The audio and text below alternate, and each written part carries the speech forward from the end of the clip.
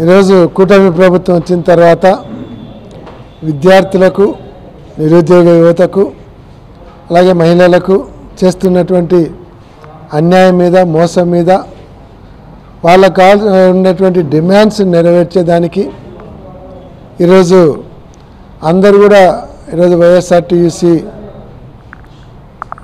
Student union STU ఆధ్వర్యంలో ఈరోజు round table సమావేశంలో అన్ని విద్యార్థి సంఘాలు పాల్గొని నాయకులందరూ కూడా వాళ్ళ సలహాలు ఇవ్వడం జరిగింది, వాళ్ళ సంపూర్ణ మద్దతు ఇవ్వడం జరిగింది.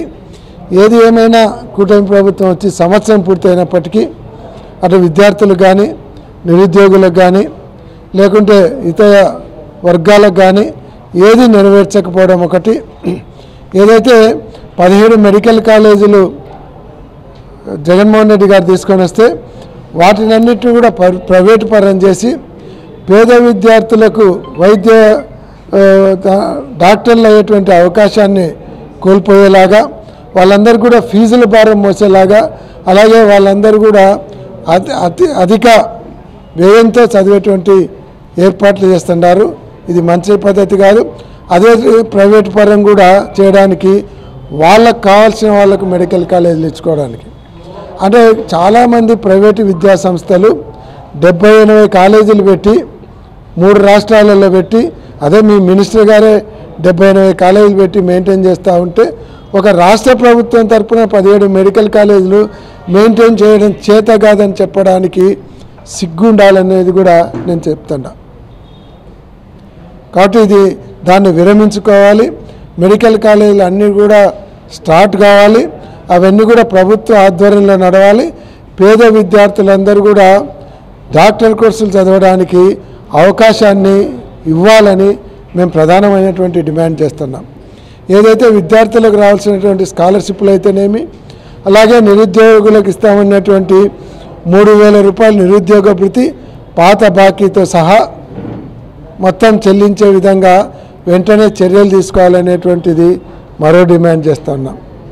ఏదైతే యూనివర్సిటీలలో కానీ, కాలేజెస్లో కానీ లెక్చరర్ పోస్టులు కానీ, టీచర్ పోస్టులు కానీ వేకెన్సీస్ అన్నీ కూడా వెంటనే ఫిలప్ చేసి నాణ్యమైనటువంటి విద్యను అందించేదానికి ముందరికి రావాలి. మీరు ఏదైతే తల్లికి వందనం చెప్పినారో దాన్ని కూడా పోయిన సంవత్సరం ఎదురుకొట్టినారు. వాళ్ళందరూ కూడా తల్లిదండ్రులు చాలా ఇబ్బంది పడుతున్నారు పిల్లల కోసం. వాళ్ళకు కూడా తల్లికి వందనం కూడా ఎంతమంది పిల్లలు ఉంటే అందరికీ, ఇప్పుడు ఎంతమంది ఎన్ని కుటుంబాలకు ఇస్తున్నారో అన్ని కుటుంబాలు కూడా ఎక్కడ మీరు కోత విధించకుండా అందరికీ ఇచ్చే ఏర్పాట్లు, అన్ని కుటుంబాలకు ఇచ్చే ఏర్పాట్లు చేయాలనేది మరొక డిమాండ్ చేస్తున్నాం.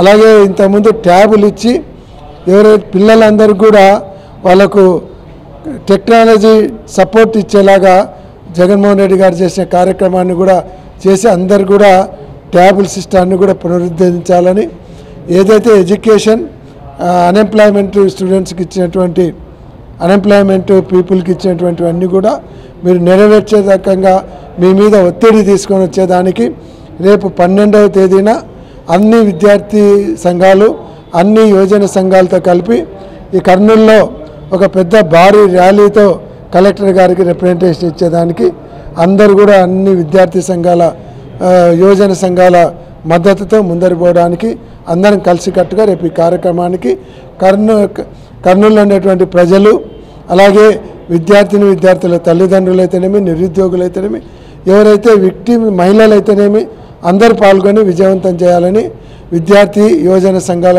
తరపున అందరికీ కూడా రిక్వెస్ట్ చేస్తున్నాం. ఈరోజు కూటమి ప్రభుత్వం ఏర్పడి 11 నెలలు పూర్తవుతున్న సందర్భంగా మరి కూటమి ప్రభుత్వం విద్యార్థులకి, యువతకి, ప్రజలకు ఇచ్చినటువంటి హామీలను అమలు చేయాలని చెప్పేసి ఇక్కడ రౌండ్ టేబుల్ సమావేశం ఏర్పాటు చేసుకోవడం జరిగింది. ఈ రౌండ్ టేబుల్ సమావేశంలో మరి అన్ని విద్యార్థి యువజన సంఘాలు, ప్రజా సంఘాలు పాల్గొనడం జరిగింది. మరి విద్యార్థులకి ముఖ్యంగా యూనివర్సిటీలలో ఖాళీగా ఉన్నటువంటి పోస్టులను పూర్తి స్థాయిలో భర్తీ చేయాలని చెప్పేసి, అదేవిధంగా మరి అధికారంలోకి వచ్చినటువంటి మొదటి నెలలోనే పెండింగ్లో ఉన్నటువంటి ఫీజు రియంబర్స్మెంట్ బకాయిలను మొత్తం చెల్లిస్తామని చెప్పేసి ఇప్పటివరకు చెల్లించకపోవడం దారుణం అని చెప్పేసి, అదేవిధంగా తల్లికి వందనం మరి ఎంతమంది విద్యార్థులు ఉంటే అంతమందికి పూర్తి స్థాయి విద్యార్థులకు 15,000 రూపాయలు చెల్లిస్తామని చెప్పి ఇప్పటి వరకు ఈ అకాడమిక్ ఇయర్కు చెల్లించకపోవడం దారుణమని చెప్పేసి ఈ కూటమి ప్రభుత్వ హామీల అమలును పూర్తి స్థాయిలో అమలు చేసే విధంగా మరి ఈ చర్యలకు డిమాండ్ చేస్తూ ఈ రేపటి 12వ తారీఖున మరి వైఎస్ఆర్ఎస్యూ ఆధ్వర్యంలో నిర్వహించబోయేటువంటి ఈ మహాధర్నాకు ఈ జిల్లాలో ఉన్నటువంటి అన్ని విద్యార్థి యువజన సంఘాలుగా పాల్గొని మద్దతు ప్రకటిస్తామని చెప్పేసి ఇప్పటికైనా కూటమి ప్రభుత్వ మరి మంత్రులు ముఖ్యమంత్రి కానీ ఆ హామీల అమలు వైపు చర్యలు తీసుకునే విధంగా ప్రయత్నం చేయాలని చెప్పేసి తెలియజేస్తా ఉన్నాం. శ్రీరాములు గౌడ్, ఏఐవైఎఫ్ జిల్లా అధ్యక్షులు, కర్నూలు. ఈరోజు వైఎస్ఆర్ఎస్యూ ఆధ్వర్యంలో ఈ ఎన్డీఏ కుటుంబ ప్రభుత్వం ప్రవేశపెట్టినటువంటి సూపర్ 6 హామీలపైన ప్రభుత్వం అధికారంలోకి వచ్చి సంవత్సరం గడుస్తున్నప్పుడు కూడా ఆ యొక్క సూపర్ 6 హామీలో భాగంగా ఒక హామీ కూడా నెరవేర్చలేదు. కాబట్టి ఆయన అధికారం రాకముందు ఇప్పుడు ఉన్నటువంటి విద్యాశాఖ మంత్రి నారా లోకేష్ గారు యువగలం పాదయాత్రలో విద్యార్థులకు యువకులకు అనేక హామీలు ఇవ్వడం జరిగింది. మేము అధికారంలోకి వచ్చిన తక్షణమే నెల రోజుల్లో ఈ రాష్ట్ర వ్యాప్తంగా పెండింగ్లో ఉన్నటువంటి ఫీజు బకాయిలు అయితేనేమి, అదేవిధంగా ఉన్నత విద్యకు శాపంగా మారిన జియో నెంబర్ 77 అయితేనేమి, అదేవిధంగా రాష్ట్ర వ్యాప్తంగా ఉన్నటువంటి యూనివర్సిటీలో ప్రొఫెసర్ పోస్టులు భర్తీకి కూడా మేము పూనుకుంటామని చెప్పి గొప్ప మాయ మాటలు చెప్పి తీరా అధికారంలోకి వచ్చిన తర్వాత విద్యార్థి యువత యొక్క సమస్యలు పట్టించుకున్న పాపన పోలేదు. కాబట్టి ఈ యొక్క సమావేశం ద్వారా ఎన్డీఏ కూటమి ప్రభుత్వాన్ని ఒకటే ఇస్తున్నాం. మేమేమైనా మీ యొక్క గొంతమ్మ కోరికలు కోరడం లేదు, మా యొక్క హక్కులు అడుగుతూ ఉన్నాం. కాబట్టి ఇప్పటికైనా ఎన్డీఏ కూటమి ప్రభుత్వం తక్షణమే స్పందించి యువతకు ఇచ్చినటువంటి హామీలు, విద్యార్థికి ఇచ్చినటువంటి హామీలు నెరవేర్చాలి.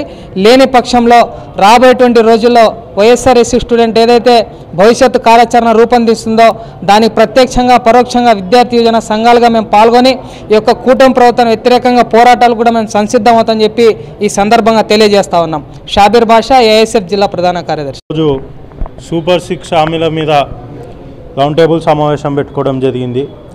ఏదైతే టీడీపీ ప్రభుత్వం ప్రజలకు, విద్యార్థులకు కానీ, యువకులకు కానీ, రైతులకు కానీ, వృద్ధులకు కానీ, మహిళలకు కానీ, రాష్ట్రంలో ఉన్న ప్రజలందరికీ మోసగాది మాటలు చెప్పి ఈరోజు అధికారంలోకి వచ్చిన తర్వాత ఒక్క హామీ అంటే ఒక్కటి కూడా నెరవేర్చిన దాఖలాలు ఎక్కడ కూడా లేవు. ముఖ్యంగా విద్యార్థుల గురించి, యువకుల గురించి మాట్లాడుకోవాల్సి వస్తే విద్యార్థులు, యువకులు చాలా ఇబ్బంది పడుతున్నారు. నిరుద్యోగులకు ఒక్క ఉద్యోగం ఇచ్చినది కూడా లేదు, కనీస నిరుద్యోగ వృద్ధి కూడా ఇచ్చినది లేదు. కావున రేపు రాబోయే 12వ తేదీ విద్యార్థులు, యువకులు అందరూ కలిసి వైఎస్ఆర్సీపీ విద్యార్థి విభాగం తరపున అన్ని విద్యార్థి విభాగాలను కలుపుకొని విద్యార్థుల పరంగా, యువకుల పరంగా ఒక ర్యాలీ చేయడం జరుగుతుంది. ఈ మాట ఎందుకు చెప్తున్నా అంటే దేశంలో ఏ ప్రభుత్వం కూడా విద్యార్థులతో, నిరుద్యోగ యువకులతో పెట్టుకుంటే నిలబడిన దాఖలాలు లేవు. ఖచ్చితంగా ఆంధ్రప్రదేశ్ రాష్ట్రంలో కూడా ఈ కూటమి ప్రభుత్వం కూడా కుప్పగూలిపోతుంది. దానికి మొట్టమొదటి నాంది విద్యార్థులు, యువకులే ఉంటాయని సందర్భంగా తెలియజేస్తూ సెలవు తీసుకుంటున్నా. మణిరెడ్డి, వైఎస్ఆర్సీపీ విద్యార్థి.